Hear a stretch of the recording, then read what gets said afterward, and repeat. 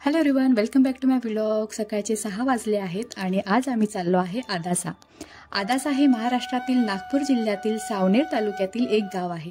हे गाव येथील गणेश मंदिरामुळे नावाजलेले आहे। नागपूर शहरापासून आदासा मंदिर नागपूर ते कळमेश्वर महामार्गावर असून अंदाजे 40 किलोमीटर अंतरावर आहे। एका उंच टेकडीवर हे पुरातन गणेश मंदिर आहे।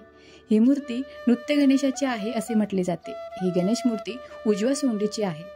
महापाप, संकष्ट आणि शत्रू या 3 दानवांनी जगाला त्राही करून सोडले होते। या दानवांच्या तावडीतून सुटका करून घेण्यासाठी सर्व देवांनी शंकर पार्वती रूपी असलेल्या शमीच्या वृक्षाखाली गणेशाची आराधना केली। तेव्हा त्या वृक्षाच्या मुळापासून शमी विघ्नेश प्रगट झाला आणि त्याने त्या 3ही दानवांचा संहार केला। ज्या स्थळी ही कथा घडली त्या ठिकाणी मुद्गल ऋषींनी गणेश मूर्तीची स्थापना केली।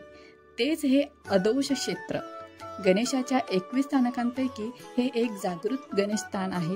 येथे माघ शुद्ध चतुर्थीला मोठा उत्सव असतो। मंदिर टेकडीवर वसलेले असल्याने तेथून आजूबाजूंचा परिसर नयनरम्य दिसतो। गणेशाच्या मंदिरात देखणी अशी भव्य स्वयंभू गणेश मूर्ती आहे। मूषकाच्या कानात बोलण्याची प्रथा आहे। मूषक हे गणपतीचे वाहन आहे। आपली मागणी लोक मूषकाच्या कानात सांगतात, ती पूर्ण होत असल्याची इथे भावना आहे। कसा वाटला आजचा व्लॉग कमेंटमध्ये सांगा। भेटूया पुढल्या व्लॉगमध्ये।